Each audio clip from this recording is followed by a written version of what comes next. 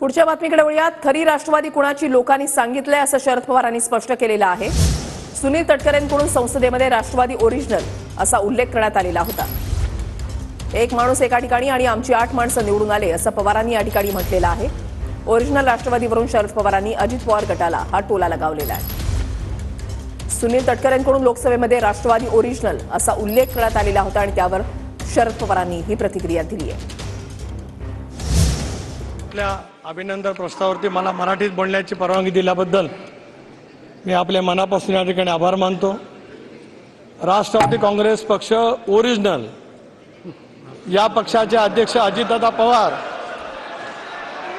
यांच्या वतीने मी आपल्या मनपूर्वक शब्दामध्ये या ठिकाणी अभिनंदन करू इच्छितो आहे। संसदेमधली खरी राष्ट्रवादी कोणाची आहे? कारण सुनील तटकरे सुद्धा दावा करतात की खरी राष्ट्रवादी ही आमचीच आहे। ते काही लोकांनी सांगितलं एक माणूस एके ठिकाणी आणि आम्ही 10 पैकी 8 निवडून येतात आणि एक सुद्धा गेली की फिफाने आणि तुतारी याच्यातली केली, नाही तर 10 पैकी 9 आले असते।